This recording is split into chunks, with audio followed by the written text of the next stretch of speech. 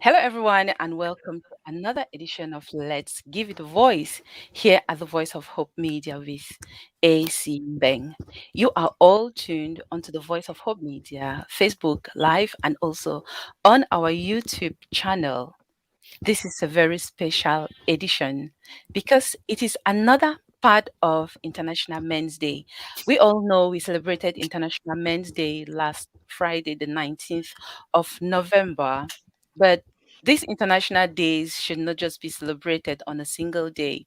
I think International Men's Day should be celebrated every day, 365 days in a year.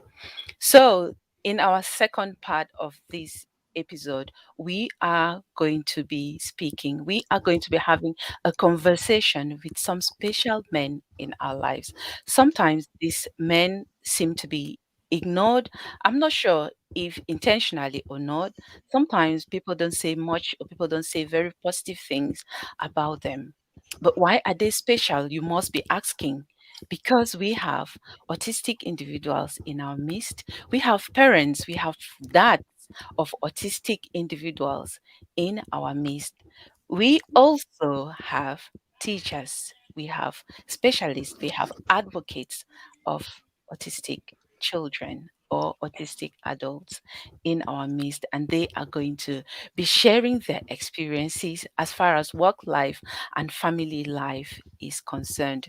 Generally, we will be looking at the challenges these men are facing in their work life and also in their family lives, being either an autistic individual or being the father of an autistic person or being a teacher of an autistic person. So you are all welcome. If you are just joining in, you are watching the Voice of Hope Media. And here at the Voice of Hope Media, we educate, we empower, we inspire, and we give hope to individuals facing challenging and complex life issues, including special educational needs. The aim is for this to be a safe space for us to give a voice to those issues, to those societal issues most often regarded as too emotional, too sensitive, or too taboo to talk about. But we encourage people to share their experiences, to speak up, to speak out, because your experience is valuable, it's worthy, and it has the power to change your lives. But only if you give it a voice here at the Voice of Hope Media. So I am going to pass you on over to our formidable hosts, Festus Four and Cham Fomakum. You are all welcome, and thank you so much for for joining our program today to talk about this special topic and also to celebrate the special men in our lives. Stay tuned and invite your friends to watch. Thank you so much. Over to you, Festus. Well, good afternoon, good evening, good morning, wherever you are in this planet. We have different times because we have different representatives representing the continents of the world. Thank you all for making our time to hang out with us today. Hopefully, this is going to give you some hope. It's going to inspire you. It's going to spew out some positivity into your life and then make you realize that you are not the only one going through what you're going through. This is part two of what we started on International Men's Day, and today we have a plethora of knowledge, experience, and the platform is so rich. And I'll guarantee you, you will not be left out. You will be all included in this conversation because the men we have on this platform will share from their own experience and what they are actually going through. I'm not going to be the only one hosting today. Like last week, I have a co-host by the name of Cham. Hello, Festus.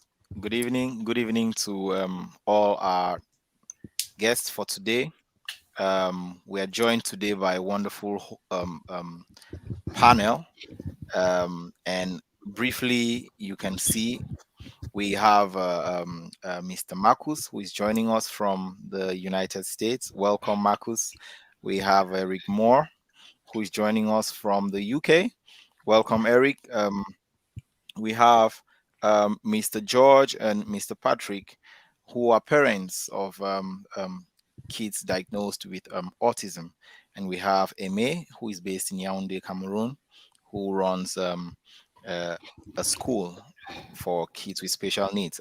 Eric is a specialist in issues like this, autism and stuff like that. And Marcus lives the experience every day.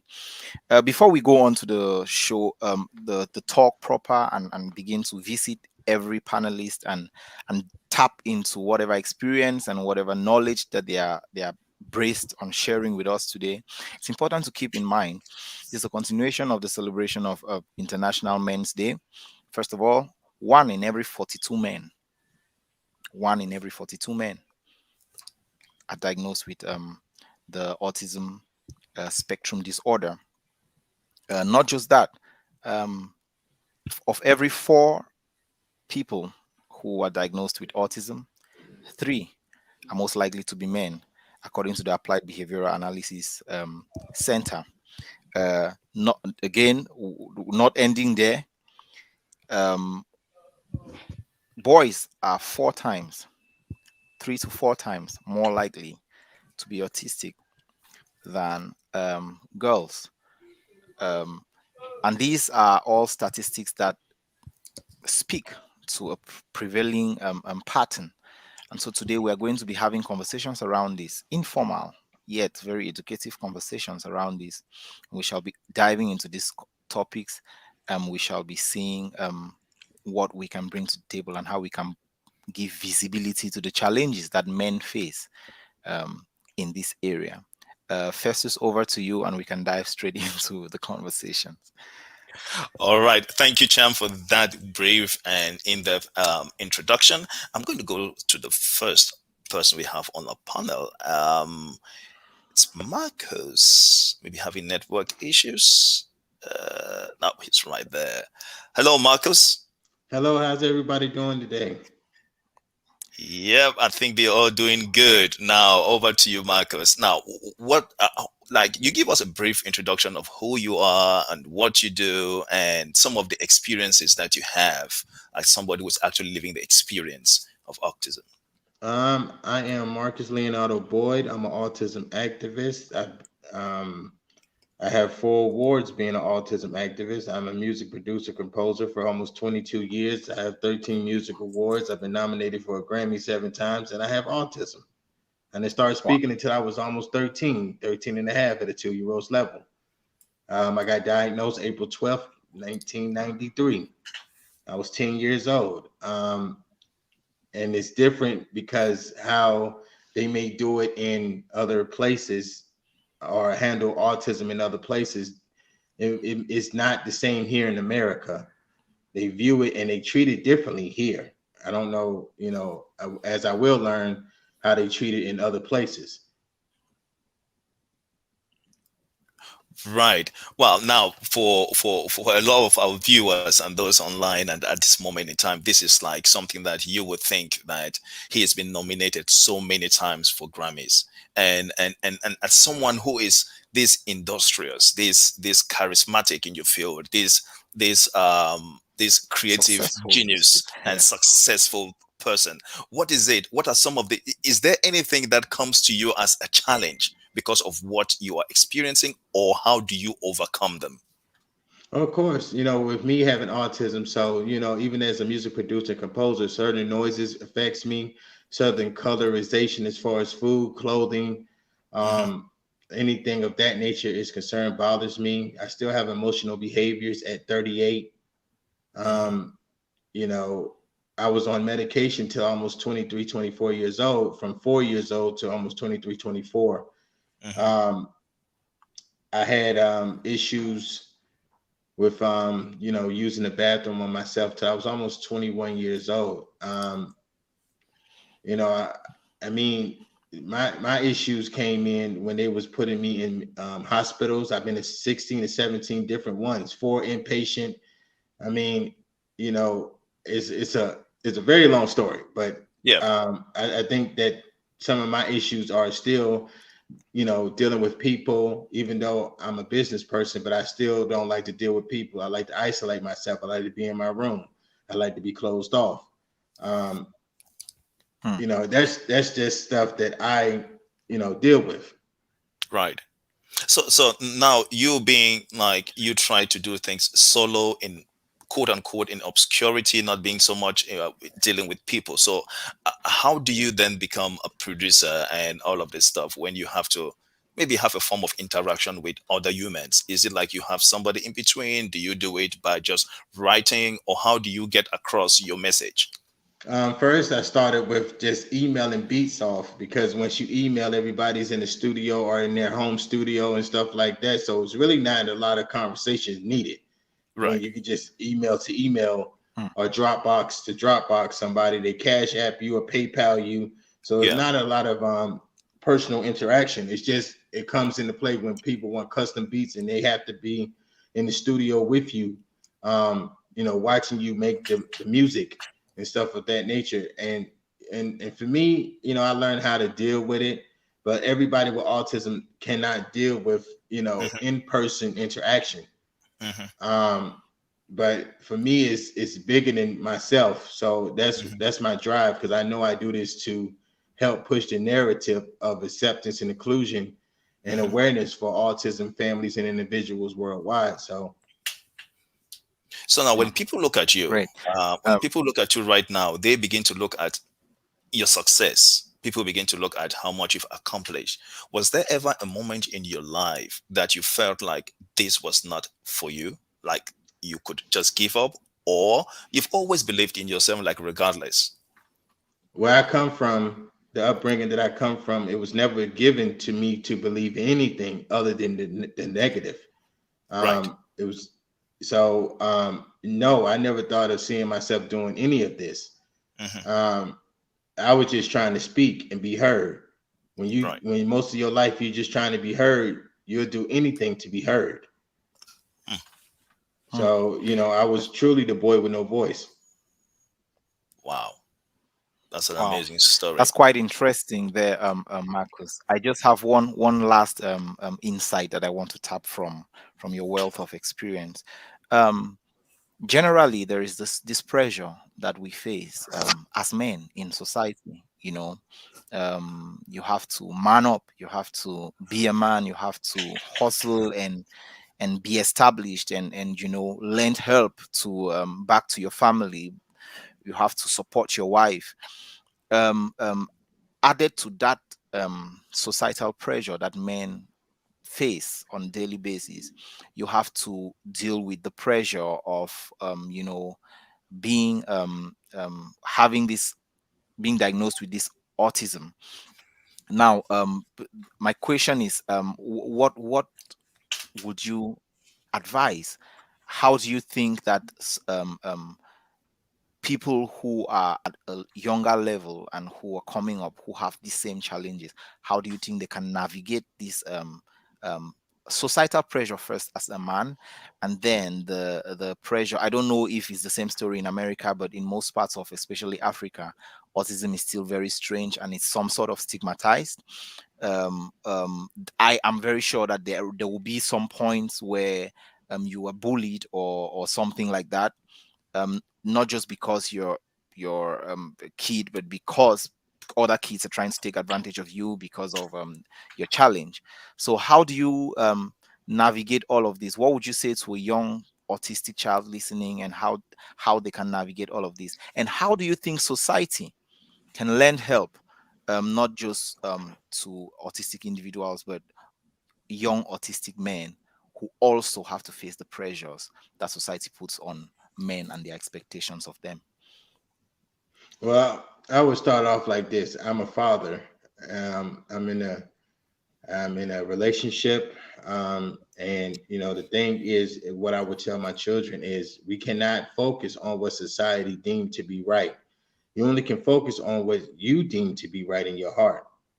And we can't live off society's rules. Yes, in America, we all taught to hustle and grind, and you got to support your family and stuff of that nature. But how do you support it when you dealing with certain inflictions or when you dealing with certain things that's out of your control? Hmm. If we live off society's viewpoint, we will all fail. The Hmm. thing is that we have to move at our pace, our speed, our journey has to be something that is comfortable for us.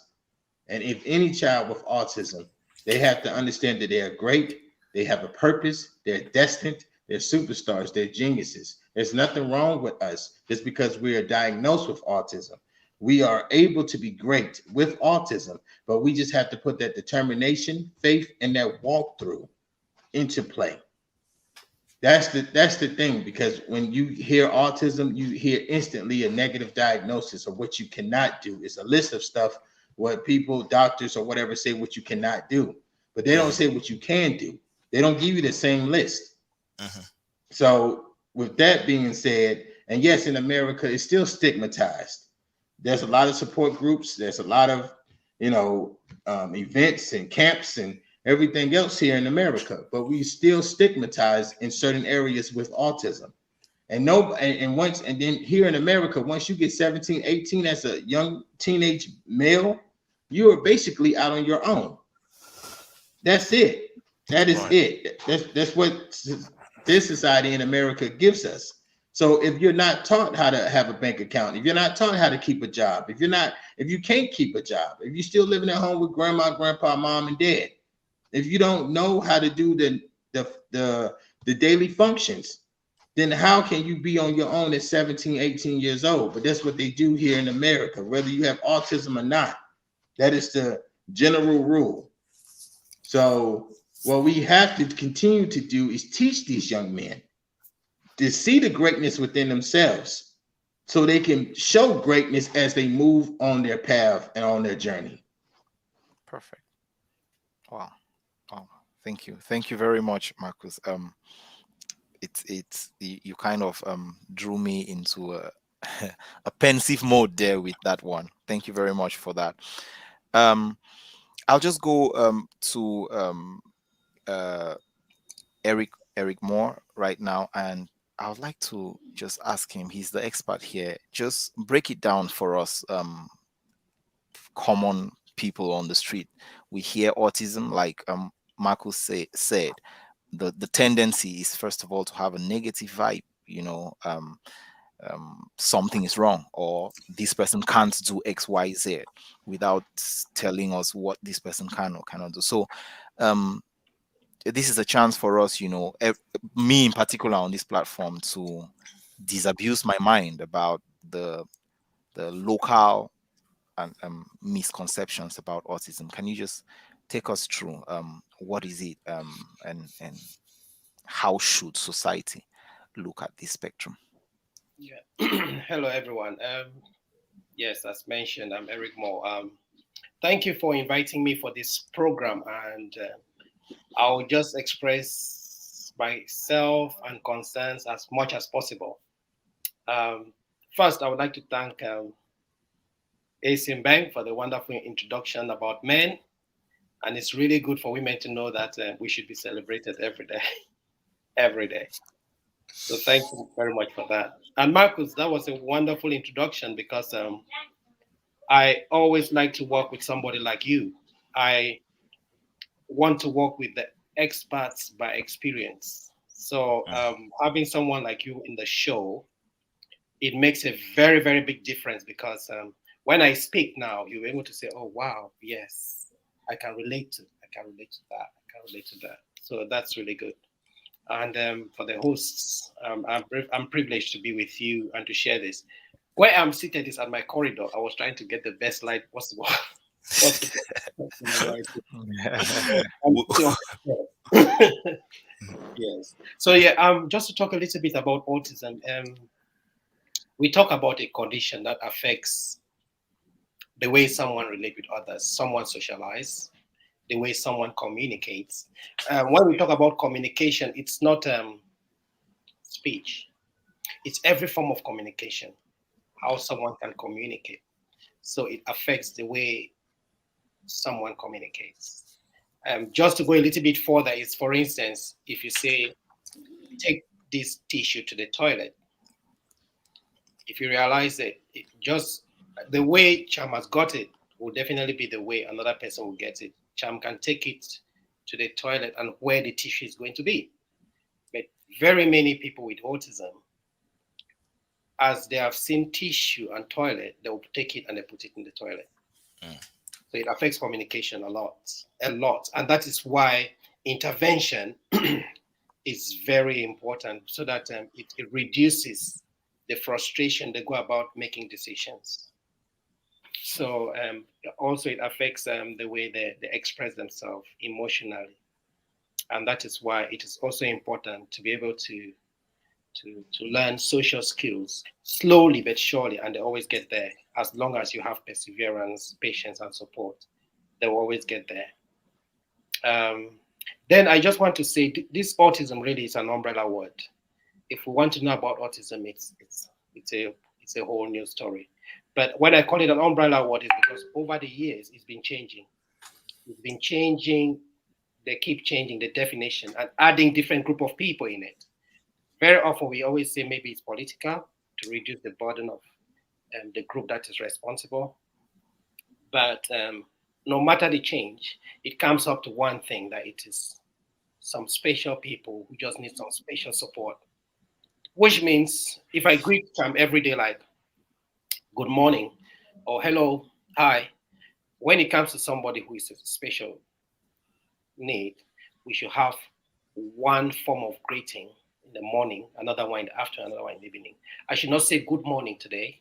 Tomorrow I say hi, and the following day I say hello, because it's confusing. So there is a pattern. There's Wow. always consistency. Yes, it seemed you wanted to add something. Great. Yeah, thank you very much, Eric. Thanks for breaking that down to us, especially to me. I'm learning a lot about it right now. Um, the follow up question I'll just ask before I give room to my co-host Festus to continue is about the autism as it is.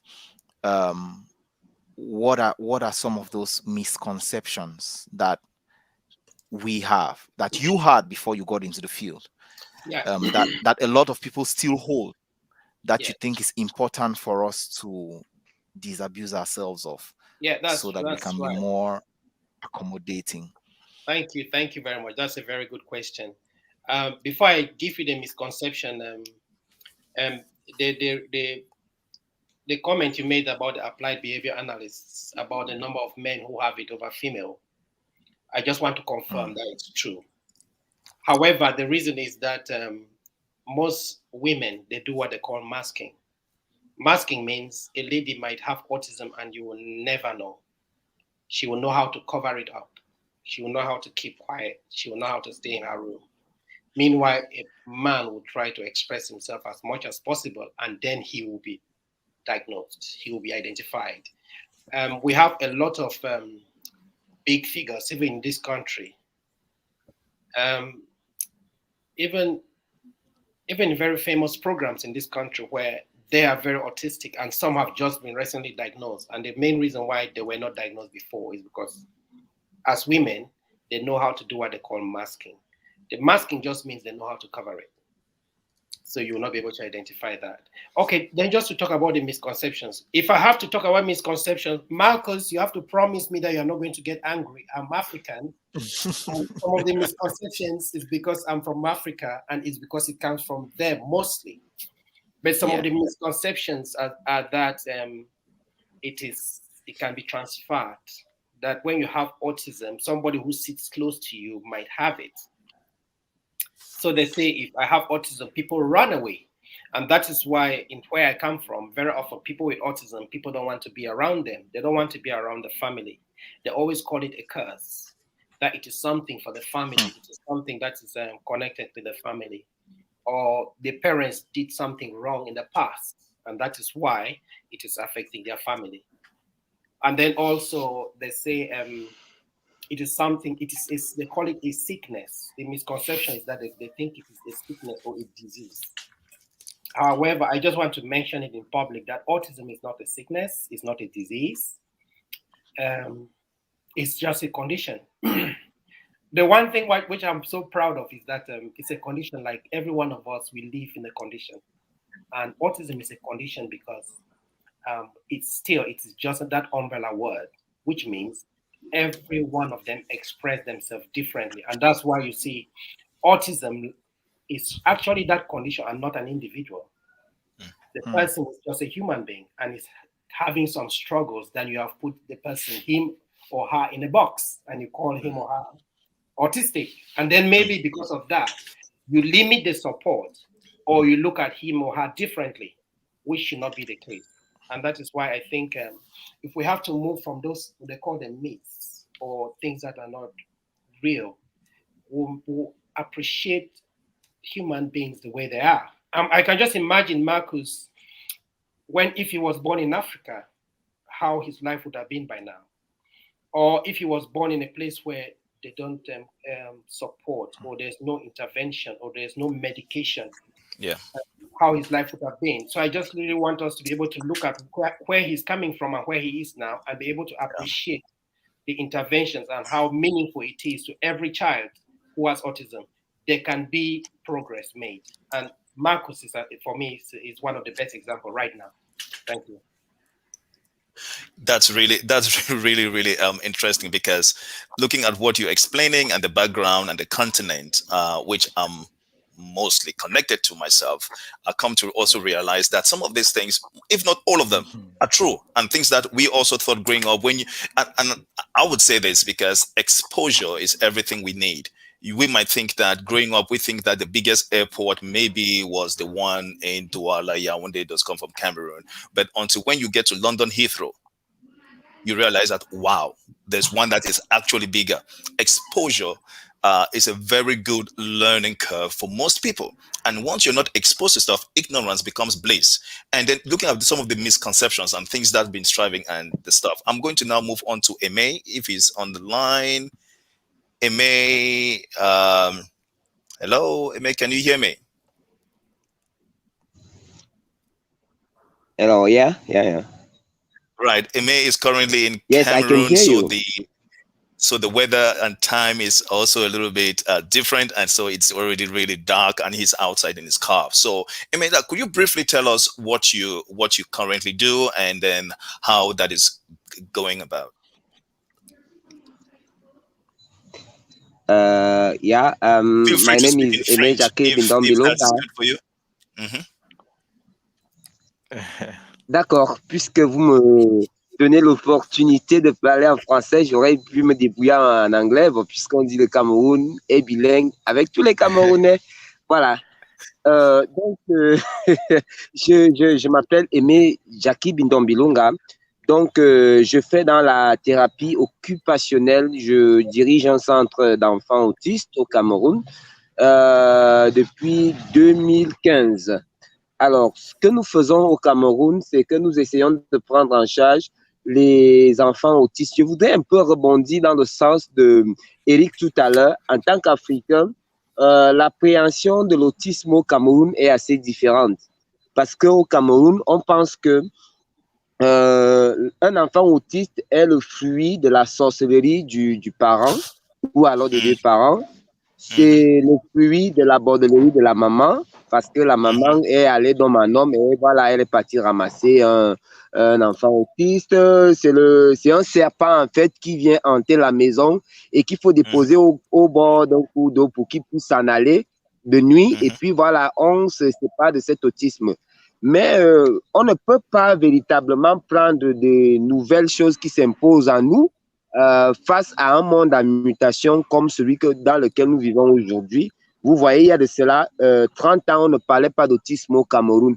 C'est une réalité qui s'est imposée à nous. Donc, avec des appréhensions africaines, on a essayé de comprendre ce que c'est que l'autisme.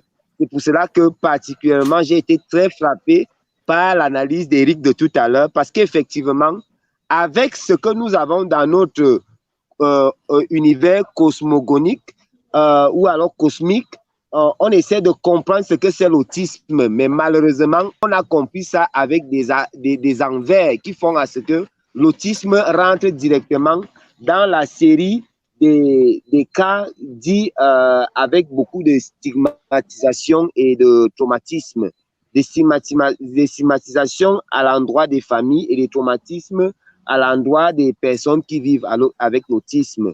Donc, nous, en nous engageant dans cette dynamique de pouvoir réguler la chose, on nous prend pour des sorciers, on nous prend pour des devins, on nous prend pour des personnes mystérieuses. Voilà à peu près ce à quoi nous sommes exposés ici.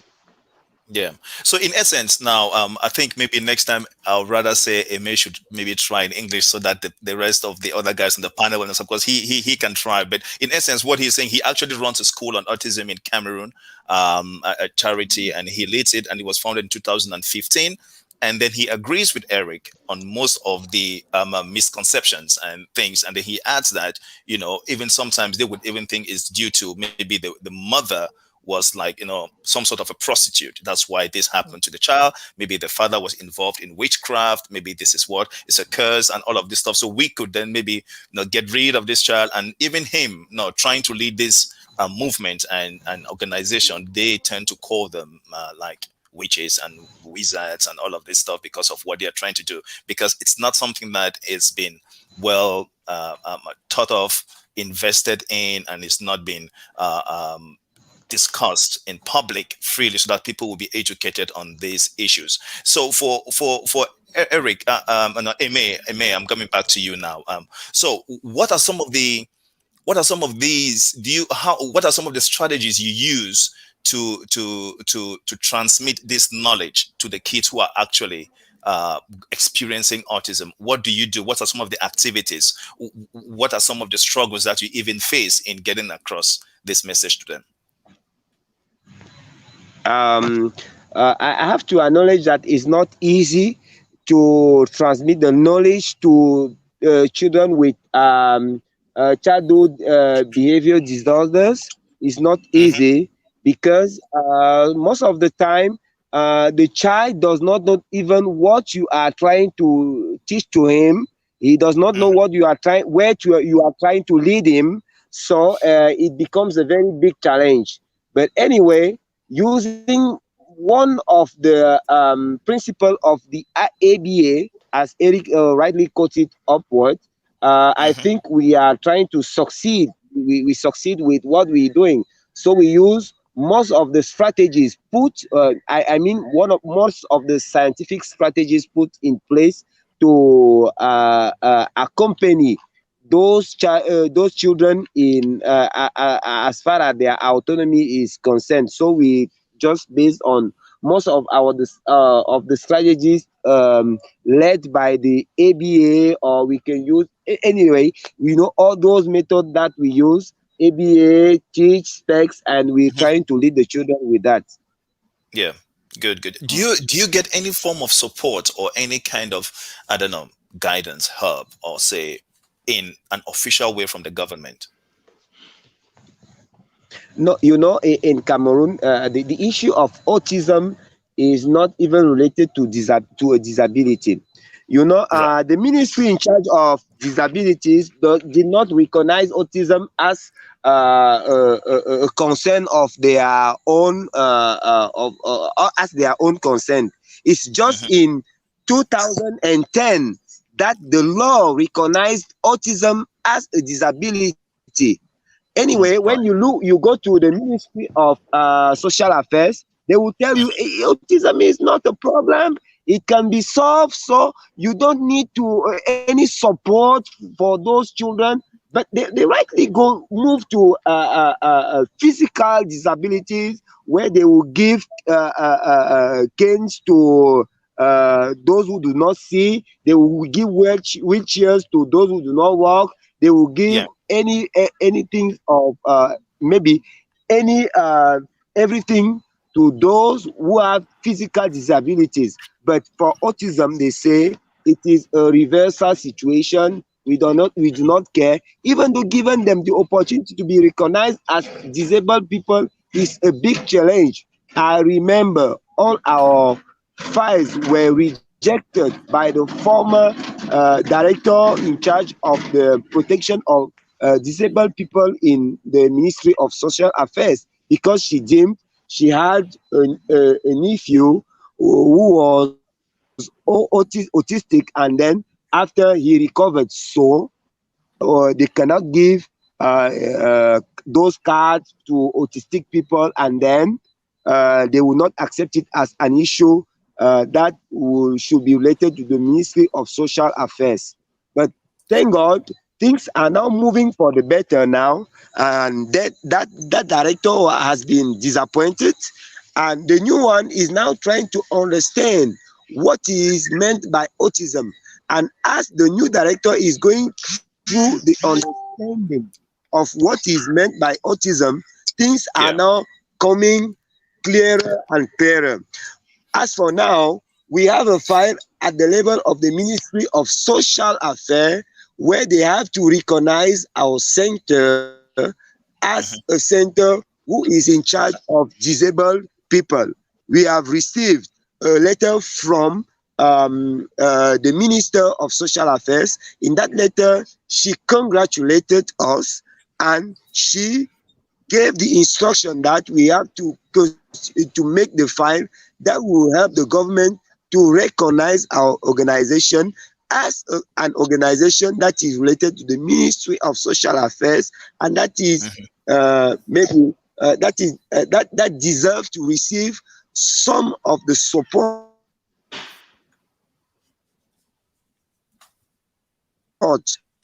Hmm. Right. Just a final one from me to you, Eme. Mhm. Now, concerning the institution that you're leading and heading, how many how many how many people do you currently have under your care? Yeah, we have around 25 people, and we have those 25 people because financial condition does not allow people to come as they want.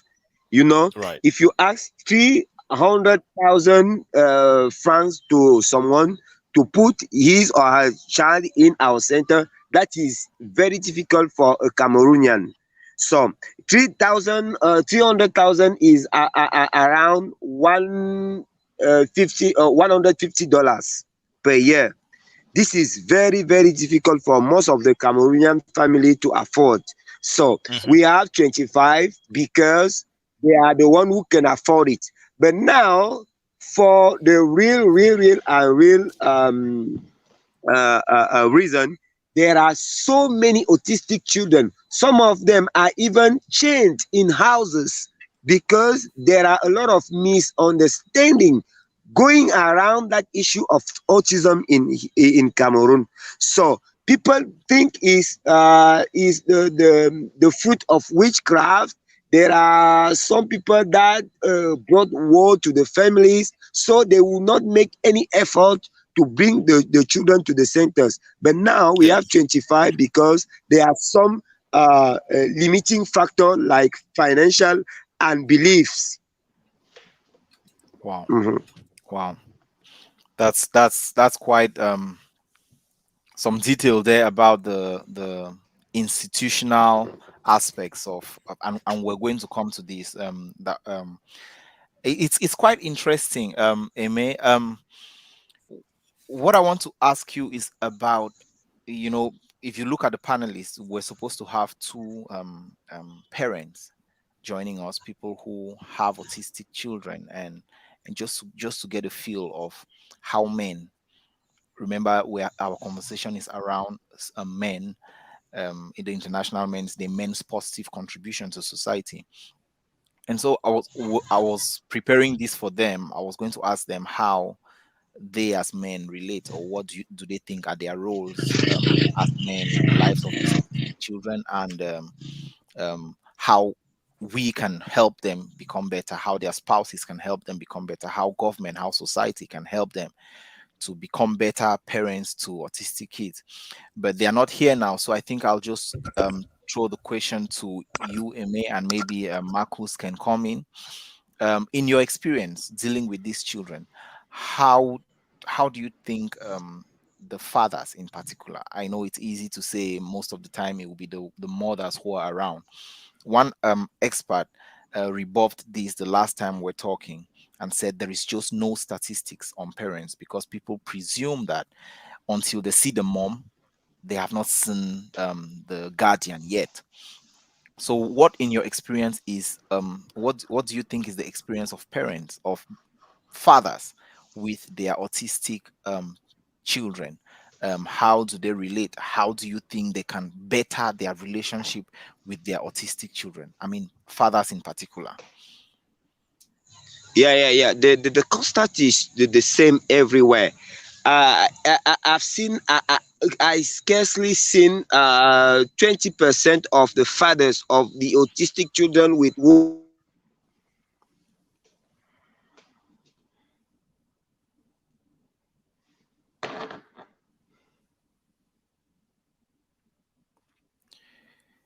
Okay, I think we're having some technical issues there with Eme. Um, I think this will come easy to you, Marcus, given that you have lived the experience yourself.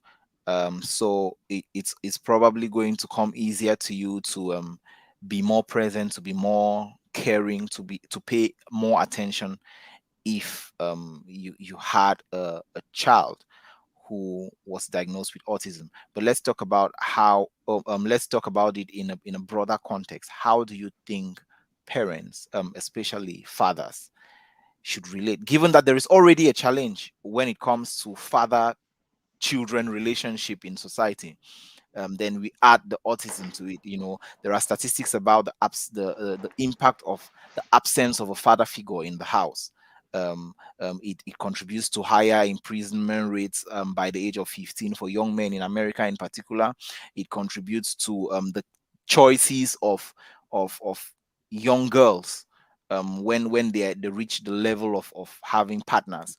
They always try to mirror what they got or what they fail to get from whatever father figure in whatever man that is going to come into their life. So what do you think the role for men really should be in the lives of their children with autism? I think that men should really have more patience, compassion, and understanding. Not not get upset or try to judge the situation. Not saying they judging a child, but some people judge the situation before they understand what the whole situation is because they hear a diagnosis. It's almost like if somebody said you have cancer. So instantly everybody gonna start getting upset, crying, fearing the worst, thinking like, oh well, that person has cancer, so it's over. You can't prejudge a situation until you're actually in the situation. Um, the thing is, I think fathers have to be more hands on. I'm not saying they're not, but the ones that's not need to be more hands on. Um, the ones that's not need to give their spouse a break because mothers are going to be more hands on in regardless.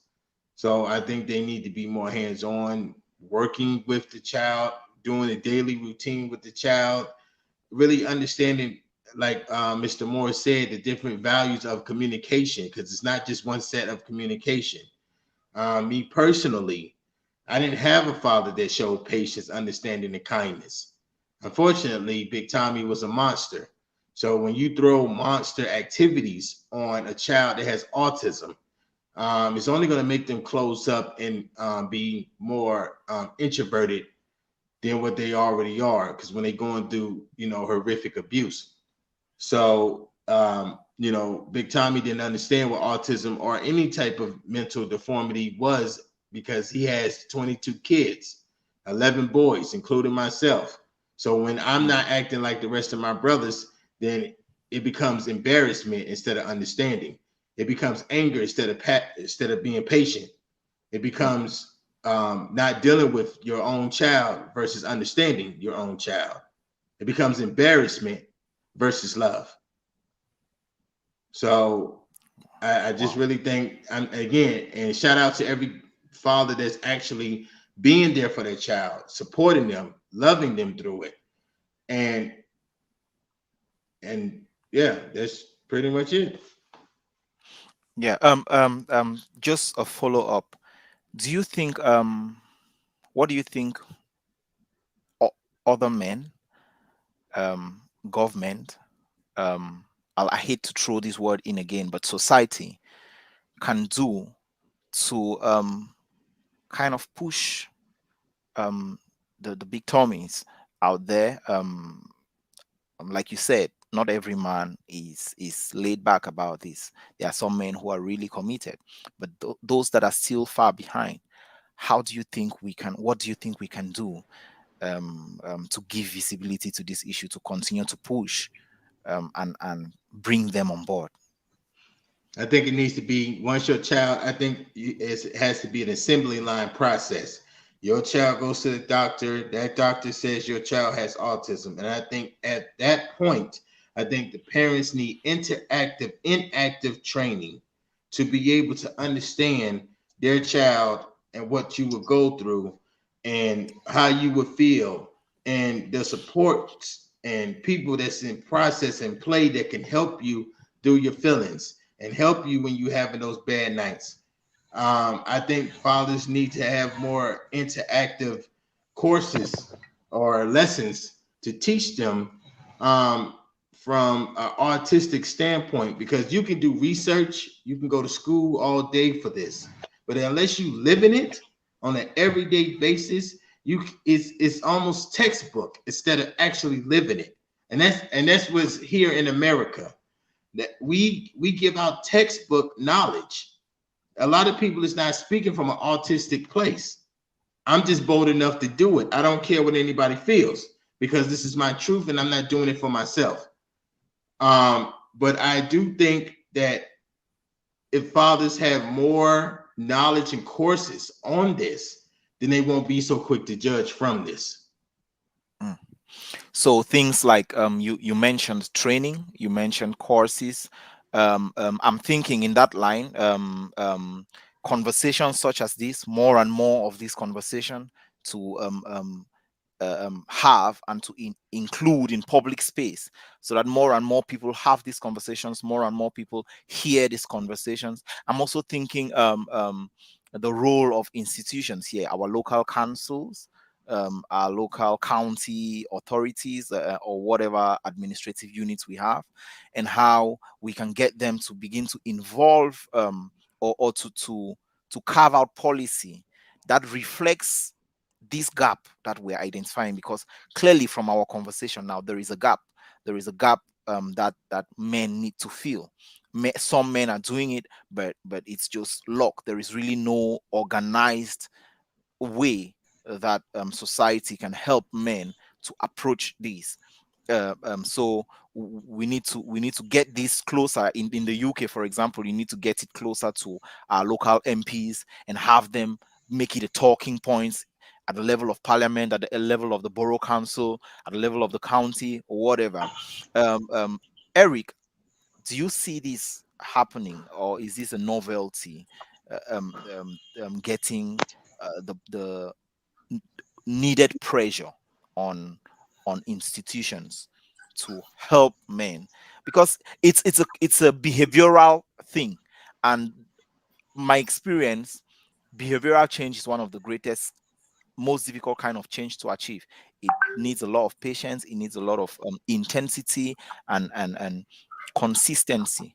So how do you see this evolving in our societies, Yeah. bringing this pressure to institutions? Thank you very much, my brother, for this. I think this is a very good topic to speak out as men. I would like to first point out that this area of the parents even participating in supporting their children with autism has been a very big conflict with their other siblings. I'm sure anybody who has other children uh, who are not in the spectrum will tell you how they struggle to support the one with and the others. The reason why I identified this is because a research that was carried out in 2019 showed that 95% of the siblings are complaining that I wish to be like because of the attention that the other one gets. So it is, although we are really campaigning or supporting or trying to strive towards that support, it is a thin line to make. The way I bring up my kids is that I have two kids. One is 4, the other one is 7. When the one with 4 needs attention, I take the one with 7 with me. When the one with 7 needs attention, I take the one with 4 with me. And I think all kids have to be treated like that. I'm saying that because that research concluded that we should do that. That if you have a kid with special needs, involve the others in the support. The reason is, especially mothers, they think they can do it. They think they know it all, how to support the kid. And sometimes even the dad are left alone. I'm saying that because during that research, 45% of dads, they say each time I want to do it, my wife says, let me do it, you will not do it correctly, something like that. So the important thing is for family or for parents to agree, to moderate, and then to work together for the common good. However, there's something I want to point out, which I did point out this to Asim Ben in the past, that we are talking here about autism. I'm telling you, I'm in the UK. English people, there are English people who don't believe in autism. And one of my greatest disappointments or the struggles I get is working with a child whose parents are doctors, medical doctors. It's one of the biggest challenges accepting their child in that condition and working with the child. So what I was just trying to say is that parents need to have some form of when you to inform them about a child with autism, especially the man, he needs to go through grief. He actually, I had this discussion with Asim Bank before. He needs to go through a process where he has to accept, he has to bargain all those stages of grief and then accept it. When he accepts it, he will be able to manage it. With most ladies, what I've discovered is that most ladies are in different groups in WhatsApp and things like that.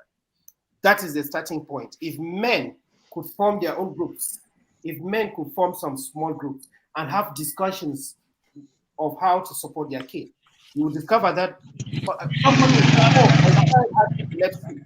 Last night, hey, how did you do? What did you do? You say, oh, I did this. Trust me, when men discuss it among them, it creates some level of awareness and support. And you will discover that in the long run, they will be able to stand out there and do more.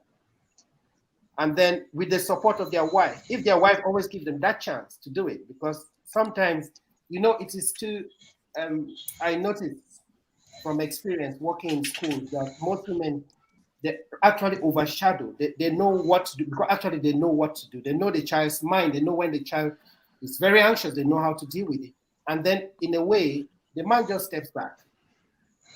But if he's given that opportunity with the support of the wife, he will definitely participate.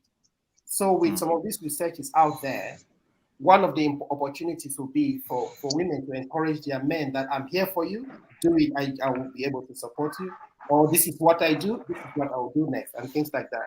So if they work together, and then in the community, what I've noticed is that I work in a council, and in that area of the council, what they do is that we have an expert by experience, like Marcus. It is somebody who has lived it.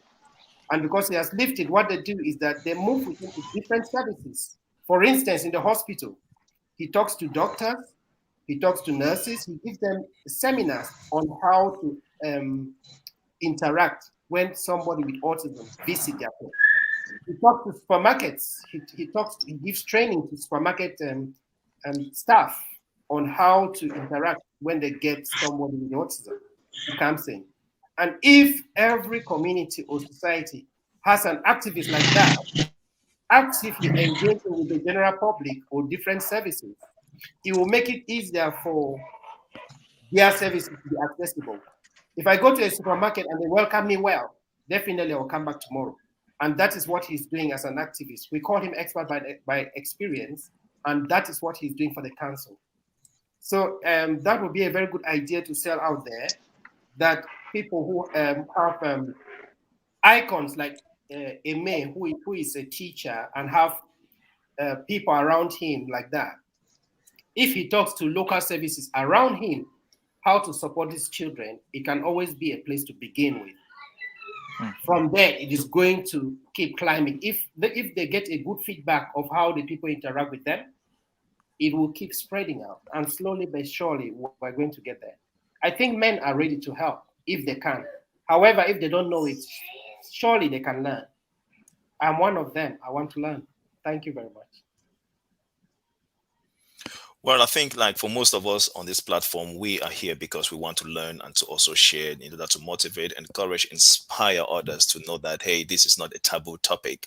We can actually freely talk about it to gain help, provide help, and be of help to somebody out there as well. Now, we've been talking about support, maybe from our partners, our wives, girlfriends, supporting us, men to get, come to terms, and then being able to move on with this autism, talking about Amy, what he's doing in Cameroon, seeking going to councils, meeting other institutions and societies that could also embellish and then support the whole idea to become activist of this. Now we have George. He's just joined us from Kenya, and George, on the other hand, is somebody I believe he can talk about it better, but I believe he's a parent who has a child with autism. So his own experience is also different from what we have. And so from that angle, he's going to provide some light on how he went about it, some of the challenges he faced, and how, men can actually emulate his example and then lead as well. Hello, George, can you hear us? Hello. Oh, sorry. My mic was on mute. If Good if evening, if my everybody. if my Swahili is good, I'm going to say Hakuna Matata. Oh, okay. Good evening to everybody. So how are you doing? Good evening, Yeah, George. Welcome. Good evening. I'm very well. I'm very well. Is that Franklin, the Festus? That's Festus. Yeah, that's me. Okay. Uh, Did you this is George from Zambia and not Kenya. from Zambia? My bad, from Yeah, Zambia. So now what yeah. I'm saying, so now like somebody who is actually like a parent to an autistic child, how is this? What are some of the challenges that you faced? How did you overcome them? Did you get any support? And if you did, how and where did you get this from? Yeah. To start with, I have a son Hmm. uh, who is 9 years, and he was diagnosed to be autistic when he was 1 year, 3 months, I think, Hmm. if my memory serves me well. And then from there, the support that we received at first, we used to go to the hospital for speech therapies, and then we from there the therapies that we used to receive, those are the same things that we used to repeat at home. Initially, not much was done, especially that the center which was offering the speech therapy Yeah. was closed. Yeah, so it has been a while now, some years now, and no parent has been attending those therapies. So it is now upon the parents uh, to help their children in order for them to make headways or to have milestones. So it is really difficult. Right. So it's been really difficult and challenging, but so far you've actually been making some good progress on that front. How is it like in Zambia? Now, the notion of, because we've heard from Eme from Cameroon and how they portray or they see or the perception they have about, because as humans, we have this tendency, right? If I can put you like computers, if I can go to Microsoft Word, click on file, look for the save name and save you in, it makes me, I know the category you belong to, it makes me kind of feel safe and stuff. So we like to give people labels. Now, they are this, they are that, and then this and that. Now, for someone like you and in a society and community like in Zambia, which I don't think it's too different, I could be wrong from, say, what Eme is experiencing in Cameroon. What are some of the misconceptions people have about autism, or is it advanced where they really like they know a lot about it already? Yeah, to start with, very few people know about this condition in Zambia. You know, both those with the children and those who do not have the children. So it is very difficult for people to understand the condition. Okay, Hmm. because Um, Starting with the parents themselves, some of the parents think that their children are mad. Others think their children are crazy. Others they think their children are idiots. And Mm-hmm. then some people within the community they think that maybe it's either the parents are cursed or the Mm-hmm. children themselves are cursed. Mm-hmm. So most of the children are treated as imbeciles. Right. So now, uh, to my surprise, even the people that you might think are educated enough to distinguish between a condition and madness, they Mm-hmm. have also fallen into the same trap, thinking that these children are mad. Yeah. Right. So they have translated this condition in different languages because in Zambia we've got about 73 local languages, you know, and these Mm-hmm. 73 local languages, there are what we call seven major local languages. Seven major local languages, and those are the languages that are spoken even on TV. Those are the languages that are spoken even on radio stations. Yeah. Um, so the 73 languages. Out of the 73, seven major local languages, at least anybody within any other dialect can understand one of those seven major local languages. Mm-hmm. So I came up with some parents, interested parents, and then some medical practitioners, some doctors, and some teachers. So we sat down. Of course, I came up with an idea, and we registered a foundation for children living with autism. So that Mm-hmm. foundation is the one now that is helping people, the masses, the community, the society to understand what this autism is all about. So we have started now broadcast in seven major local languages, including English.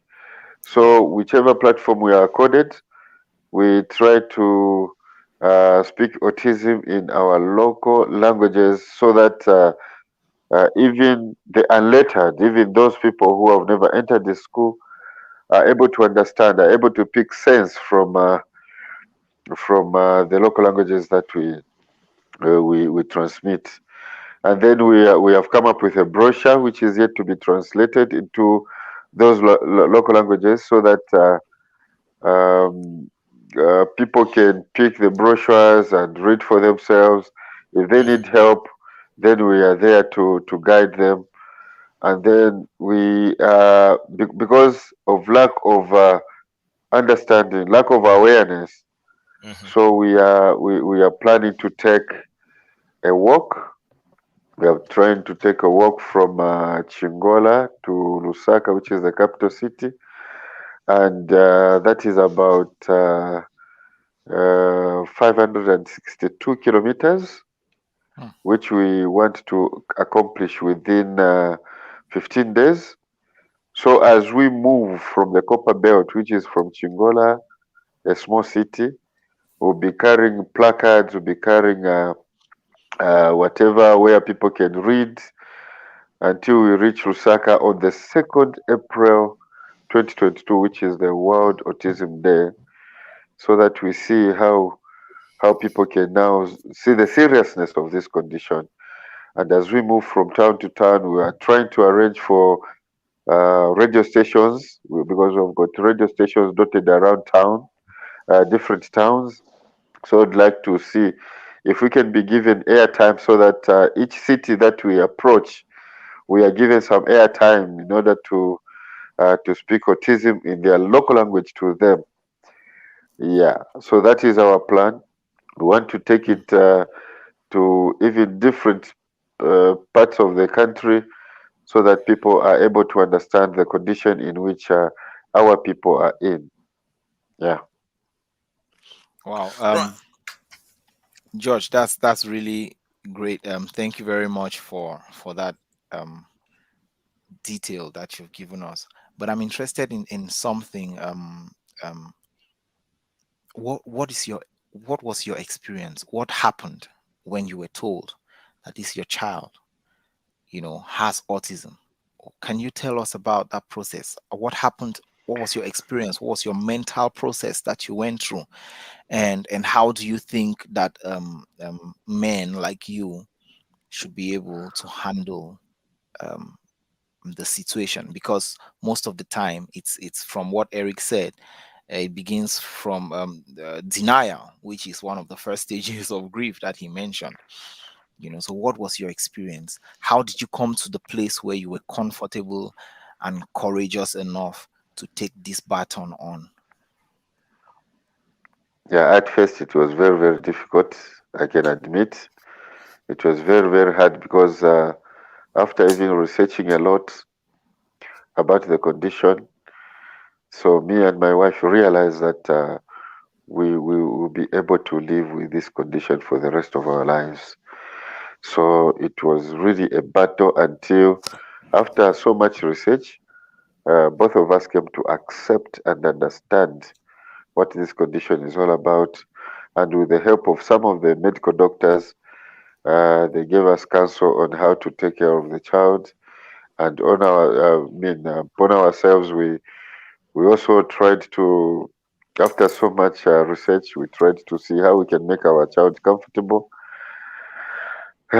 So after accepting, we even looked for a school for him, and he started going to school. But it was and it is to some of our relatives, our close relatives, to accept the condition to our child, which is with our child, and uh, some think maybe this child is very useless, but he's making a lot of progress, especially with the help of my wife. My wife is really a hero because she even has to give up her Mm. job. She had to give up her Wow. job in order to help the boy, and so far the boy is has made a lot of progress. The boy is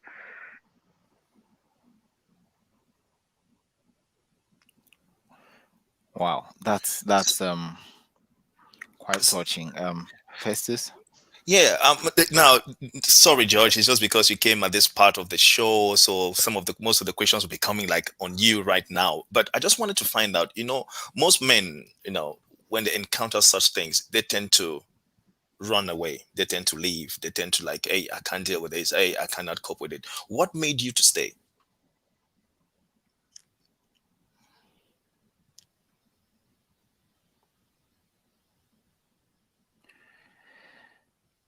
Uh, Looks I like we've think lost. George is having some technical issues. Just a quick generals before we continue. We have 20 more minutes to the end of this session, and would like to encourage our viewers to type the questions that they have, so that our panelists, we have an expert by training and an expert by experience who are very current here. And just prepare with your questions. It could be about autism, it could be about men, because we are still within the International Men's Day celebration. This one is out of the and going forward. This is to the panelists now. Feel free to chip to come in when you feel that you have a contribution to make, especially on a particular point that somebody is making. Feel free to jump in going forward. But I have a question for Marcus. Was it easy or was it difficult finding love, being autistic? I mean, Oh, your way with girls. How did that go?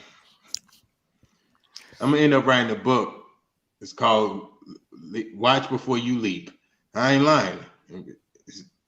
I'm really gonna write a book because when you tell again, I don't know how it is in different countries, but here in America, and Mr. Eric is right, but we call it bullying here. Mm. So what that means is they don't want to be around you.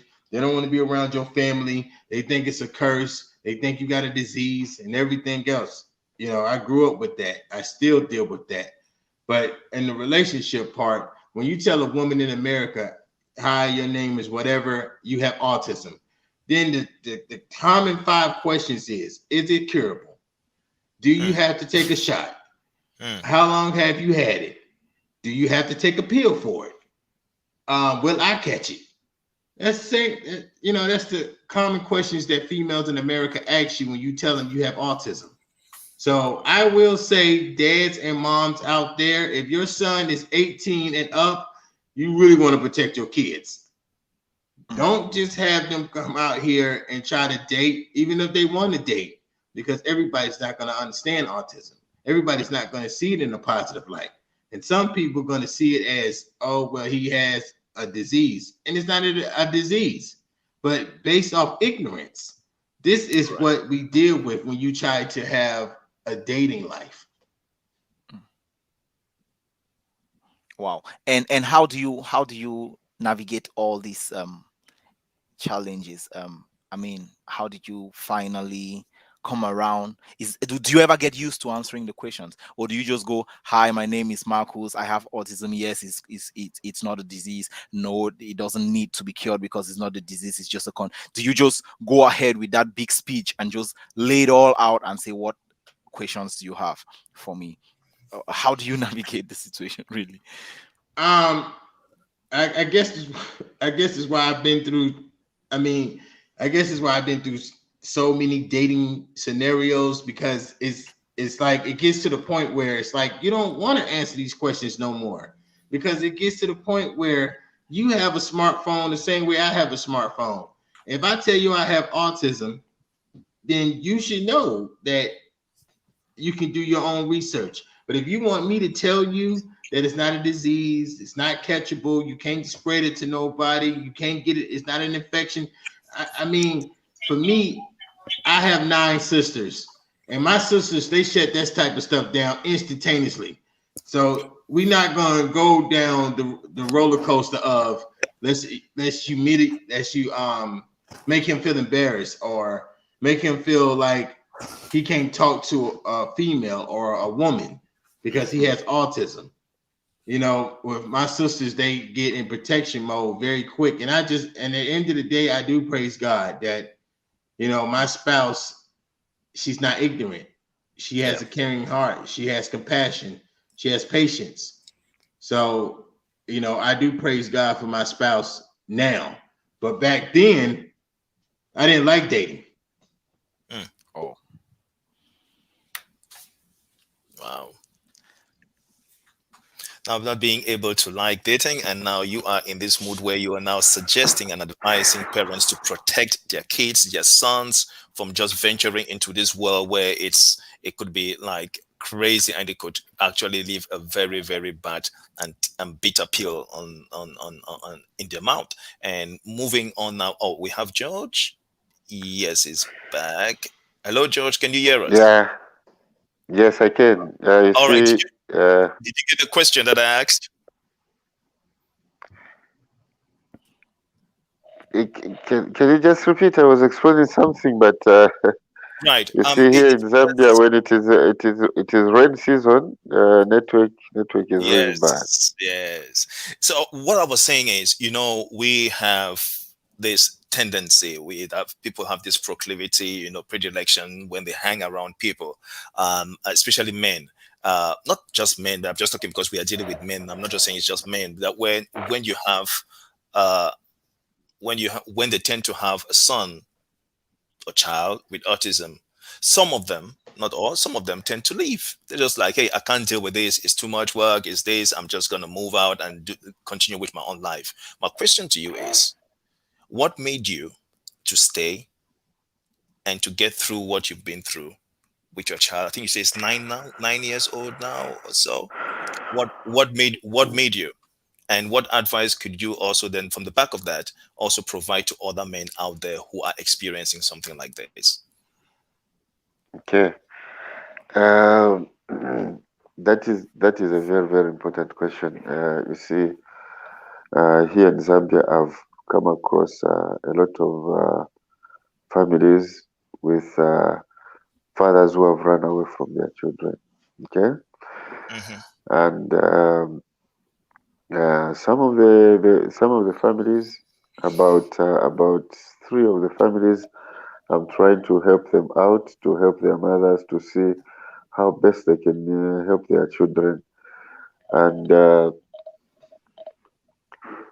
you see, I'm very sad to see that there are those men who leave when they see that their children have got autism.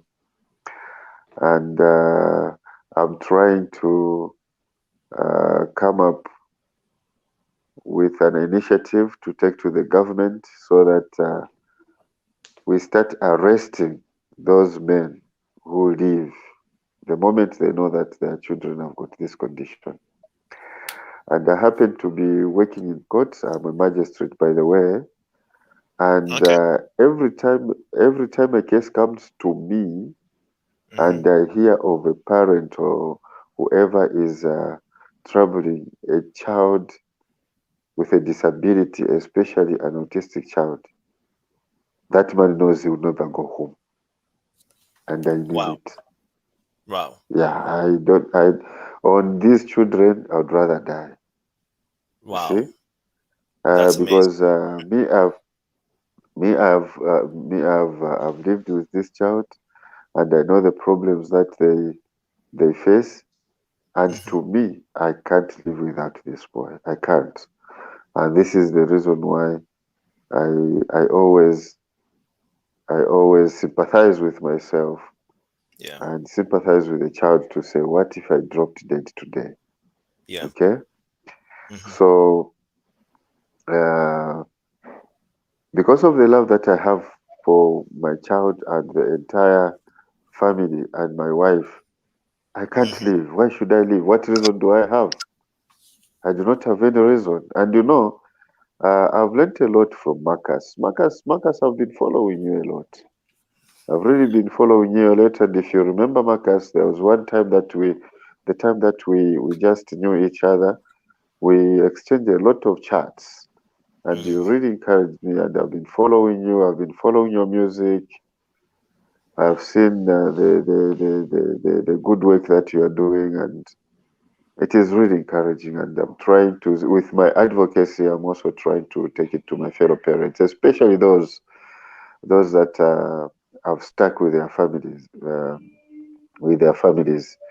Just last week, one of the ladies, because I've even opened up a WhatsApp group for parents, teachers, Hmm. Hmm. doctors, and counselors. They follow us on our WhatsApp group. And then one of these parents that I know personally uh, called me and started complaining about the boyfriend who left after the child uh, was found to be autistic. And then she asked me if I can talk to him. So I called him after phoning him, and we arranged even a day that we are going to meet. So we're planning to meet probably next weekend because by Tuesday I'm traveling to the community because the community development there will be a symposium for disabilities, and I've been chosen as one of those people who are going to discuss to speak. So probably by next weekend, I'm going to meet him and I'm going to rebuke him and I'm going to ask him why he did that. And he really has to give me very good reasons for me not to take him to the police. Wow. So on these children, you see, Charm, next time that you hear that George has been shot, it's because of these children. Because I'm Wow. even planning to march to Parliament because I would like to have a situation where there is a law enshrined within the constitution of Zambia um, where under the Bill of Rights, where these children are going to be supported, these children are going to be protected. Luckily, the social welfare last week or throughout last month, this month, they have been trying to register parents with these children so that maybe the government can start now giving them some kind of social cash transfer Yeah, so this is what they have been working on. And I tried to register some of those parents on behalf of them. I tried to register some of those parents so that they too can start receiving support from the government. I'm sure because of that, because of what the social welfare and the community development are doing, I think we are heading somewhere. But I really want to see how Parliament can enhance uh, a law which can protect these children in society, in our communities, as well as in the schools, and how Wow. these children can be given priority within the health facilities.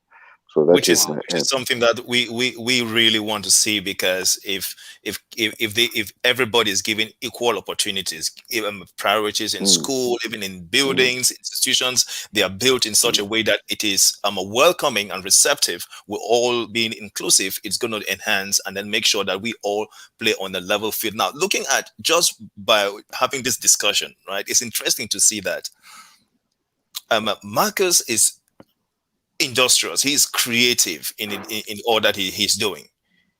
And Very if you much. just go by what he's doing, you cannot know who he is as an individual.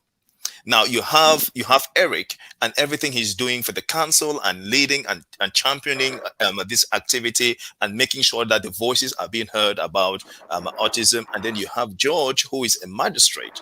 So to me, this says a lot. Now it's something that is not just the preserve of a particular group of people, but cuts across all the board. It affects everybody. The society knows that we have Yeah. to live with it. We have to be receptive. We have to talk about it openly and see ways by which we can find solutions and help and make sure we And all live together as one, because it's not just because it happens. Everybody, most ex- families, you have them, but exactly. stereotypes, yeah, misconceptions. Festus, before you go on, Festus, the point that you have touched on, that we need to talk about it openly. And Mhm. sadly, I have seen some of the families here in Zambia, especially some of the parents who hide their children. Their children are locked up, and that hurts me a lot. And this is why I want those people to be arrested so that Mhm. they know that our children are human beings too. Okay? Yeah. So I really do not like a situation where our children are locked up. Yeah. Wow, Mm. that's quite brilliant, George. And we're just talking about institutions and how the role of institutions and how institutions can come in. But I can first is, if you notice, we may be the host here, but each panelist has a personal touch with autism. George has a son. Mhm. Marcos is an expert by experience. I'm just Mhm. wondering, Eric, what's your motivation? How did you get inspired to get into this Yeah. uh, s- sphere in the first place? Thank you very much for that question. But before I answer this question, I want to first just sorry if you hear noise, my kids are shouting and playing. Absolutely fine. Absolutely fine. Just to mention, Let them play, please. thank you. There was a comment made by Amy that somebody got killed in Cameroon, and that's why they don't support that sector anymore. I just want to Well, it was a claim. He was saying that somebody claimed that Claimed. their Yeah. relative. yeah Yeah. because that's the comment that comes from very often back at home. You will Mhm. have a lot of comments of people who have been killed. So I just want to call autism a long something you live with it for life. You Mm, can only cope with it. Like Marcus will tell you, he's still struggling right now. Although he's doing very well, he's actually he has his coping strategy. He has a mechanism where he copes. But he is still struggling. It's not something that comes and goes. It's not a sickness. Mhm. It's not an illness. It's actually a condition which it can be supported. You can cope with it. So I just wanted to make that clear, because sometimes when some other person will get it, will think that, oh, when is mine going to yeah, you can travel to Cameroon and yes. hook And up with Eme and get it And get it that's cured. right. get Yeah, it cured. yeah. Yeah. Okay, so before I get into that, it's because I've been a teacher for a long time, a teacher for teaching young people in Uganda for Oh. 10 years. I used to teach in Uganda, English and Oh. computer. And when I moved over to the UK in 2010, to be honest with you, I worked as a volunteer for 6 months with a company with autistic adults. And when I saw that group of people, I just thought, wow, this is very different. This is very new. It was after leaving Cameroon where I was in a place called Sajuka, a learning disability place in Bafut. But what was Yeah. happening in Sajuka is that they used to take care more those who are physically disabled, but those who are like those with autism, they were just being fed and secured so that they don't get into trouble.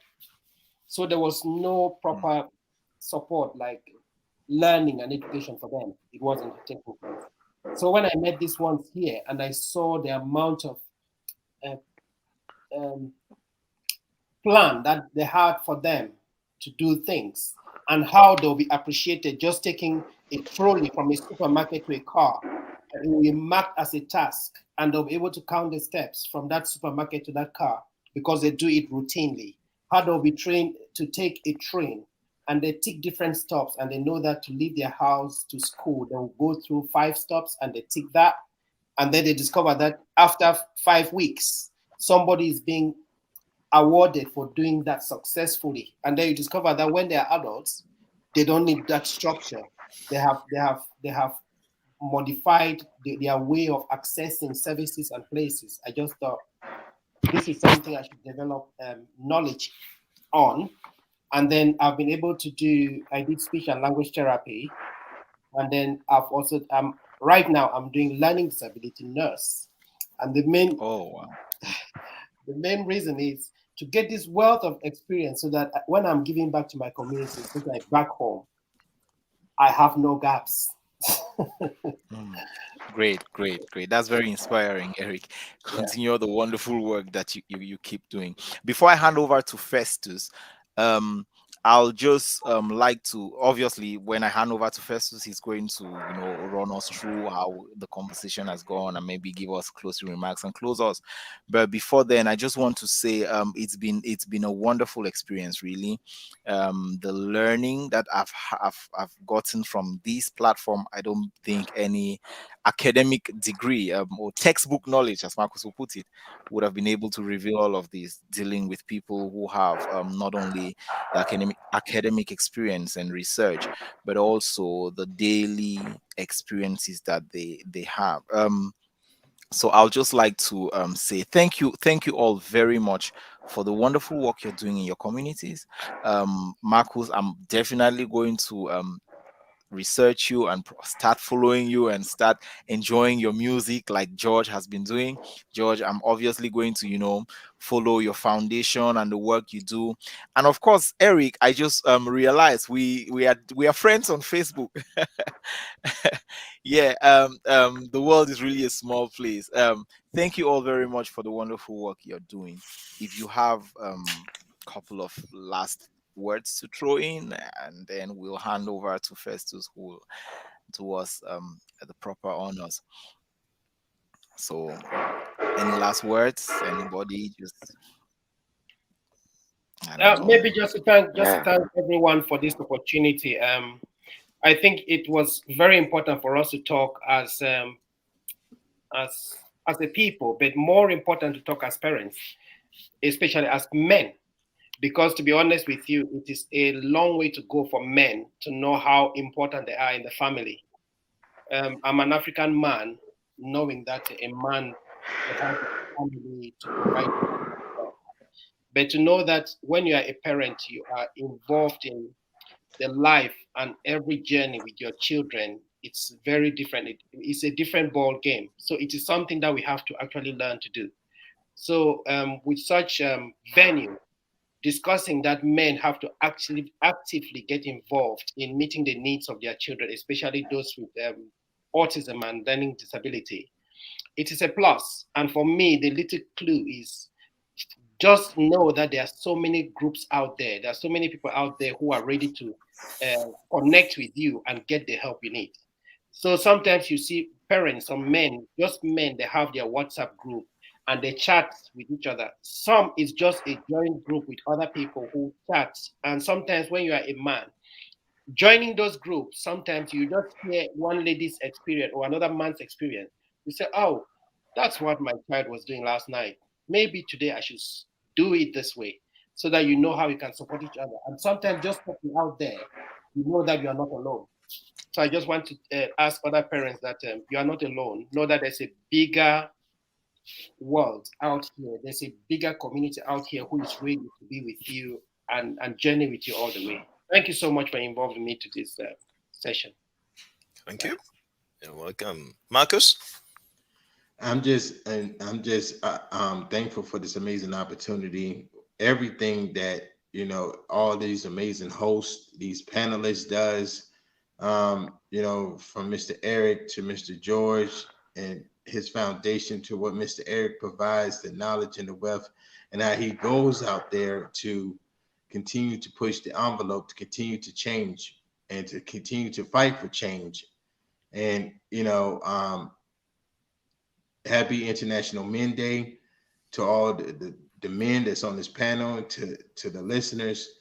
And I think that at the end of the day, Mr. Eric is right. If we all unify and join our hands in the invisible circle of love, then there's a lot of changes can be made, but it starts with us. Charity starts at home. So the greatest thing that I could say for any autism individual is, if you have a grandmother, a pastor, or auntie, uncle, mom, dad, whoever is in your life, and if you have them giving you that love, giving you that compassion, giving you that patience and understanding, then you are halfway there. And I applaud Mr. George. Lord knows I applaud him, because he's a father that's actually sticking it out, that's actually making change. And if he ever needs help with any government, any state official, from the experience of an autistic person, all he got to do is WhatsApp me. Great. Amen to that. Good. George, you have a minute to share. It is just unfortunate that network is terrible here. Otherwise, I came late. Can you imagine? Okay. And I started pestering AC some hours ago to Yeah. say, "Are we starting now? Are we starting now?" But by the time we were starting, network couldn't allow me, and I kept on trying to get hold of AC in the inbox until I managed. So, um, despite that, I've missed a lot, but looking at the last few comments that I've I've listened to, I've really enjoyed, and I'd like to ask all of you men to be strong and to support our families. And I really would like to have more of these talks, these interactions. We really need to have a lot of these interactions so that we see how we can help our children. Marcus, my Yes. brother, I'll always be praying for you.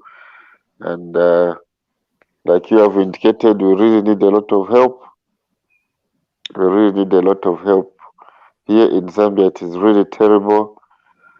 It is really terrible. It hasn't yet come into the minds of the people that indeed we are living with these children. And Yeah. it's good that I've been invited Hmm. to go and be part of that symposium, especially that it is in partnership with ILO, the International Labour Organizations. And Yeah. I'm sure, Cham, you touched about it, where we're looking at employment and where there is selection in employment. And especially that I'm sure the officials from ILO will be around that will be my opportunity now to see how best we can share this information, how we can have this conversation and see the way forward so we can make headways with Thank our you children. so much. That's been amazing. And guys, I must tell you this, right? I have learned a lot. Okay, I've written some, a few things on research, a few things on autism, trying to understand, but nothing has been enriching compared to what you guys have just shared on the platform. And I'm more, if I have to be selfish, I'll be the more blessed out of this than any other person getting all this knowledge. And like we've been taught growing up to go be a go-getter, be a go-getter, go get it. I think that's cool, but now I think it's just trying to shift the narrative a little bit. We could say let's go and be go-givers. Okay, not just to get that, but let's give with the knowledge, experience, exposure that we have. We give back into the society. We give to people who don't know, or people who think they know but who are ignorant, and just so that we can have this spirit of teaching people, letting them, being patient as well. So let's be this push. So I'm really blessed by this, and I thank you all for coming out today, part two of our celebration of International Men's Day. And we hope and we trust and believe that we will all be together again at some point, talking about other topics that will be of great benefit to the community and to the society. Thank you to Cham for being such a keen listener and a host with so much statistics. And thank you to AC for putting this all together. And thank you to our viewers out there. Thank you for the comments and contributions you've made. This is always going to be a platform where you would be inspired, you'll be motivated, and you'll be educated on so many topics that affect us as human, not just individually, but collectively as a community and as a people. So until next time, be blessed.